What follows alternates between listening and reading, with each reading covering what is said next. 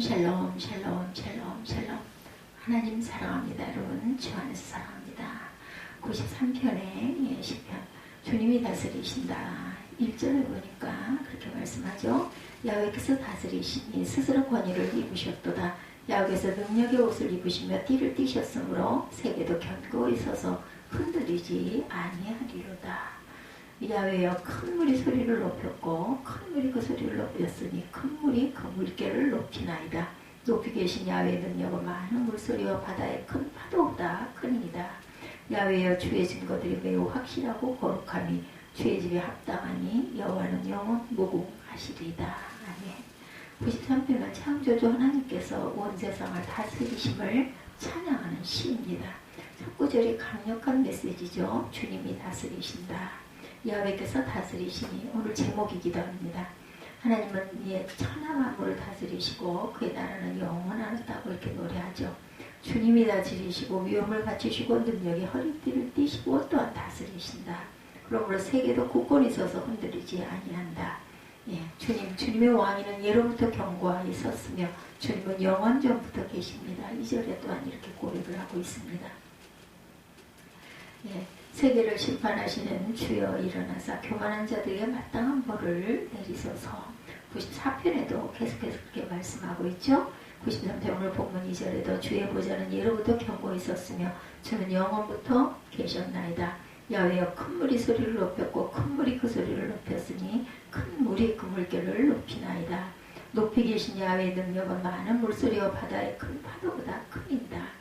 야훼여, 주의 증거들이 매우 확실하고 거룩함이 주의 집에 합당하니 야훼는 영원 무궁하리이다. 아멘. 정말 하나님께서 온 세상을 창조하셨고 지금도 다스리고 계신다고 여러분들 믿으시죠? 아멘. 믿습니다. 여러분 중에 너무나 당연한 이 고백이 공허하게 들리는 분은 혹시 계시지 않으신지. 하나님께서 온 세상을 다스리신다고 힘있는 강대국이 다스리고 권력을 가진 사람, 돈 있는 사람, 재능이 많은 사람이 다스리고 있는 건 아니냐? 그것은 실제 삶 속에서 하나님의 세상을 다스린다는 것을 경험해보지 못했기 때문에 이렇게 생각을 하는 거죠. 우리는 스스로를 속이는 일이 많습니다. 신앙 고백과 찬송이 그 중에 하나죠. 프랭크 루박의 편지에서 어느 날 프랭크 루박 선교사가 고백합니다. 자기가 즐겨 부르는 찬송이 있었다고 그래요. 우리 찬송가는 407장. 구주와 함께 나 죽었으니 나 구주와 함께 살았도다. 영광의 그날을 이르도록 언제나 주만 바라봅니다. 여러분들 이 찬송 잘 아시죠? 언제나 주는 날 사랑하사 언제나 새 생명 주시나니 영광의 그날에 이르도록 언제나 주만 바라봅니다. 그런데 어느 날 프랑크 루박 선교사는 이렇게 일기를 썼습니다. 나는 그 천상구를 즐겨 불렀지만 찬송가 가사대로 구주와 함께 죽고 구주와 함께 살지도 않았고 언제나 주만 바라보며 살아본 적이 없었다. 나는 그것을 깨달았다는 겁니다. 바로 이것이 지금 내가 마음을 다하여 찾기를 원하는 것이다. 우리도 자신의 신앙 고백과 찬송이 정말 진정한 마음인지 정직하게 한번 돌아보십시다. 정말 하나님이 온 세상을 다스리신다는 것이 믿어진다면 생각도 말도 삶도 달라지게 되죠. 두려움과 염려, 근심이 사라질 것입니다. 시편 기자는 홍수 때 일어나는 큰 파도에 대하여 말합니다. 그 경험은 세상에서 가장 크고 강력한 것은 홍수가 났을 때 큰 물이 쏟아져 내리는 것이죠. 3절에 주님 강물이 소리를 지릅니다. 이렇게 말씀하고 있죠. 강물이 소리를 지릅니다. 큰 물이 소리를 높였고 큰 물이 소리를 높였으니 큰 물이 물결을 높이나이다. 높이 계신 야훼의 능력은 많은 물소리와 바다의 큰 파도보다 크나이다. 크죠? 주님 강물이 소리를 지릅니다. 더욱 소리를 지릅니다. 강물이 미친 듯이 날뛰며 소리를 높이 지릅니다. 성경에서 큰 물과 바다라고 언급한 것은 인간의 힘으로 도저히 극복할 수 없는 거대함을 상징하죠. 우리는 노아의 홍수로부터 몇 해 전 일본이나 인도네시아 지진 헤이리에 이르기까지 큰 물이 가공할 위력을 많이 경험했어요. 옛사람들은 바다를 혼돈의 근원이자 괴물의 소굴로 여기고 두려워하기도 합니다. 그러나 시편 기자는 하나님은 홍수보다 큰 바다보다 크시고 강하다 선언하죠. 큰 물소리보다 크시고 미친듯이 날뛰는 물결보다 어미하신 주님, 높이 계신 주님은 더욱 어미하십니다. 이것은 예수께서 바다를 잔잔케 하신 사건에도 드러납니다. 마태복음 8장 26절에 예수께서 일어나사 바람과 바다를 꾸짖으시니 아주 잔잔하게 되거늘 그 사람 중에 놀랍게 여겨 이르되 이가 어떠한 사람이기에 바람과 바다도 순종하는가 하더라. 중요한 것은 우리가 하나님의 세상을 다스린다는 것을 정말로 믿어야 한다는 것, 믿어져야 한다는 거예요. 믿으려고 해도 믿어지지 않을 경우가 있습니다. 그렇죠? 하나님의 온 세상을 다스리는 것을 믿지 못하는 것은 너무나 두려운 일입니다. 특히나 요즘 같은 코로나 바이러스 때 결코 믿어서도 안 되고 전혀 의지할 바 못되는 대상을 의지하게 되죠. 그것 때문에 개인도 나라도 열방도 불행해지고 비참해집니다. 중국이 우리나라 경제와 통일에 큰 도움이 되리라 믿고 의지하는 사람들이 있어요. 그런데 지금 어떻게 되어가고 있습니까? 어떤 사람들은 미국을 의지해야 한다는 생각을 합니다. 그러나 냉정하게 생각해보면 미국은 정말 믿을 수 있는 대상일까? 우리가 왜 이렇게 우왕좌왕합니까? 북한은 핵무기를 만들었는데 진정 믿어야 할 하나님을 믿지 못하기 때문이죠. 그래서 믿을 수 없고 믿어서도 안 되는 대상을 붙잡아 보려고 발버둥을 치고 있는 거죠. 그러면 결국은 망할 수밖에 없습니다. 구약 이스라엘이 그랬고 조선시대 말에 우리나라가 또한 그랬죠. 개인도 마찬가지입니다. 하나님을 믿지 못하니 돈을 의지하고 사람을 의지하는 것이죠. 돈처럼 확실하고 믿음직한 것이 없어 보이기도 합니다. 그러나 돈 정말 믿을만 합니까 여러분들? 돈을 의지하게 되면 사람은 반드시 타락하고 변질하고 무너집니다. 유명한 미국 프로야구단 뉴욕 그 양키스 소속의 한 야구 선수의 아내가 인터뷰한 내용의 책을 봅니다. 그녀의 남편은 계약금과 연봉을 합하여 8,900만 달러 계약이냐 9,100만 달러 계약이냐로 오랜 시간 협상을 했다고 그래요. 8,900만 달러는 요즘 환율로 1,006억 원 정도 돼요. 또한 9,100만 달러는 1,229억 원 정도 이렇게 됩니다. 그 아내는 말합니다. 남편이 집에 들어오는 모습을 보고 8,900만 달러에서 9,100만 달러로 상향 조정하도록 구단을 설득하지 못했다는 사실을 직감했어요. 그는 큰 거절감을 느끼고 우리 인생에서 가장 슬픈 날이었습니다. 어떻게 이런 상황을 인생에서 가장 슬픈 날이라고 말할 수 있겠습니까? 돈만 바라보고 살면 이처럼 비정상적인 사람이 된다는 것입니다. 사람을 의지하는 것도 마찬가지입니다. 사람에게 한두 번 실망하셨습니까? 끝까지 믿고 의지할 사람이 있을까요? 실망하고 낙심하고 배신감만 커지지 않습니까? 여러분들. 속이고 배신한 사람도 잘못이지만 사람을 믿고 의지한 것 또한 큰 죄입니다. 인류 불행의 핵심 원인은 하나님이 다스리신다는 것을 믿지 못하는 것이죠. 하나님이 다스리신다는 것을 말로만 고백하고 알면 안 되죠. 진짜 믿어야 합니다. 시편 기자는 5절에서 담대하게 선언합니다.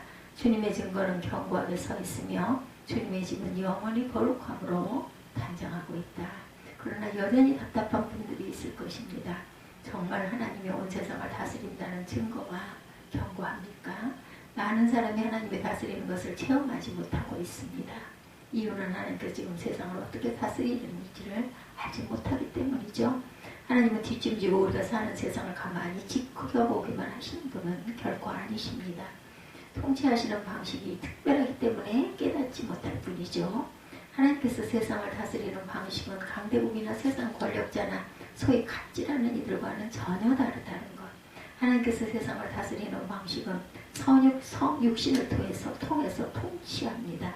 하나님은 세상과 구별된 초월자로 높은 하늘에 계시는 분이 아니고 우리를 구원하시려고 사람의 몸으로 오셔서 우리와 함께 계시고 우리를 위하여 십자가에 죽으시고 지금 우리 안에 오셔서 우리의 수고와 무거운 짐을 져주시고 우리를 성전 삼으시는 방법으로 우리를 다스리고 계십니다. 나폴레옹이 세인트 헬레나 섬에 유배를 당하던 때 자신을 보좌하던 몰톨롱 백작을 불러서 생뚱맞은 질문을 합니다. 예수 그리스도가 누구 연인에게 말해줄 수 있겠나? 백작은 황제가 심기가 불편하리라 생각하여 대답하기를 주저합니다. 그러자 나폴레옹이 다시 말합니다. 그래 그렇다면 내가 당신에게 말하리다. 알렉산더 대제, 시적, 샤를마녀 대제 그리고 나도 위대한 제국들을 건설했다. 그러나 우리 같은 천재들이 무엇에 기초해서 이런 제국을 이뤄냈는가? 무력이다.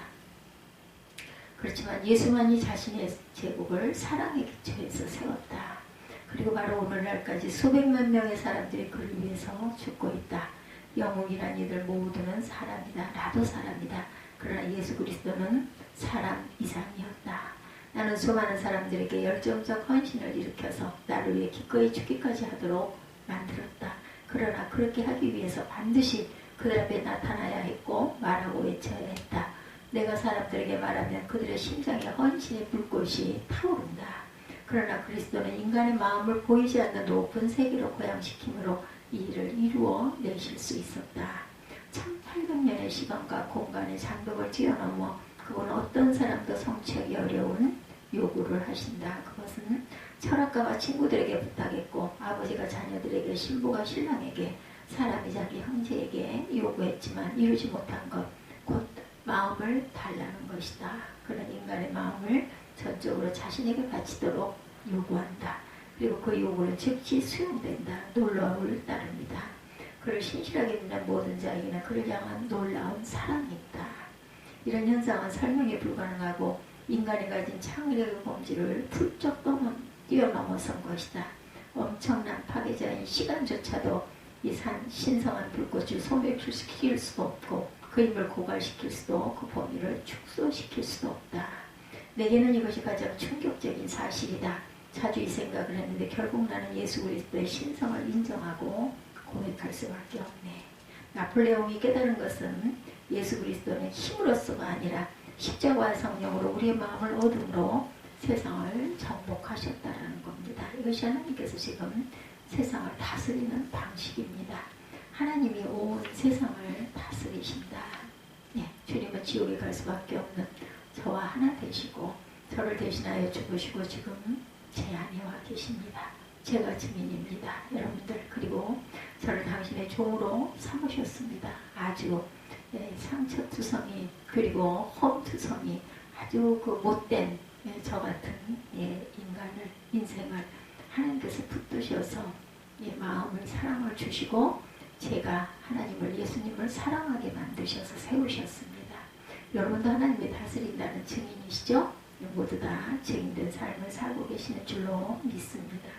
우리는 하나님께서 온 세상을 다스리는 것이 속히 드러나기를 기도해야 합니다. 그것은 우리에게 주신 명령이기도 하죠. 먼저 그 나라와 그 일을 구하라. 아멘. 하루는 하나님의 나라가 속히 임하기를 기도하는데 마음 깊은 곳에서부터 너무나 벅찬 감격이 밀려오는 것을 느낍니다. 내가 누구에게 이런 기도를 드릴 수 있는가? 하나님 나라를 위하여 기도한다는 것은 그가 하나님 나라 사람이라는 증거가 아닐까? 말할 수 없는 복이고 영광입니다. 그러나 우리는 기도할 뿐 아니라 하나님의 온 세상을 다스린다라고 외쳐야 합니다. 행복이나 군사력이 세상을 다스리는 것이 아니고 정권을 차지한 자나 돈을 많이 가진 자나 재능이 많은 자가 세상을 다스리는 것도 아닙니다. 창조주 하나님이 계시고 하나님께서 온 세상을 다스리십니다. 문제는 이것을 어떻게 세상 사람들이 알게 할 수 있느냐는 것이죠. 길이 있어요. 하나님을 믿는 우리가 하나님의 다스림을 받고 사는 것. 하나님의 통치 방법대로 사는 것입니다. 그러면 세상 사람들이 우리를 보고 하나님이 계시는구나, 하나님이 세상을 다스리는구나 하고 깨닫게 될 것입니다. 우리가 가정이나 일터에서 하나님의 다스림을 받아 사는 것보다 귀하고 복된 일은 없을 것입니다. 라비 제커라이서스의 오직 예수에 보면 콜롬비아 성경대학원의 총장을 지냈던 로버트 맥킬킨 박사의 아내 사랑 이야기가 나옵니다. 그의 아내 뮤리엘은 20년 동안 알츠하이머병을 알아왔어요. 치매죠. 아내의 병이 깊어지면서 맥킬킨 박사는 총장직뿐만 아니라 많은 직책을 다 내려놓고 그녀를 돌봅니다. 그가 쓴 책에서 아내와 있었던 일 하나를 소개합니다. 한 번은 애틀란타에서 비행기가 연착되어 서너 시간을 기다려야 했어요. 힘겨운 시간이 시작된 것이죠. 몇 분마다 아내는 똑같은 질문을 던지고 나는 똑같은 대답을 할 것입니다. 아내는 우리가 여기서 무엇을 하고 있는 것인지 그리고 언제 집으로 가게 될지를 물을 것이고 나는 몇 번이고 같은 대답을 해야 합니다. 그리고 몇 분마다 터미널 복도를 열심히 빠른 걸음으로 다닐 것입니다. 왜냐하면 아내를 잃어버리지 않기 위해서입니다. 아내는 빠른 걸음으로 걷기 때문입니다. 그녀를 따라가면서 거의 찌다시피 해야 합니다.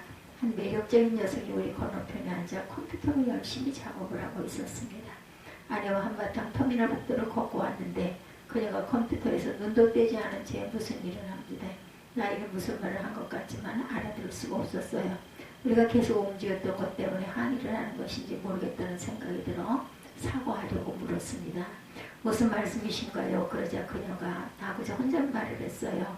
저렇게 나를 사랑해줄 남자를 만날 수 있을까라고. 치매에 걸린 아내를 부러워하는 여자가 있었다라는 것이죠. 로버트슨 길킨 박사는 이런 말로 자신의 책을 마무리합니다. 아내는 자신의 고유한 세계에서 참 만족스럽고 사랑스러운 사람이다. 그래서 나는 종종 이렇게 기도한다. 주님, 그녀를 조금 더 제 곁에 머물게 해주시면 안 될까요?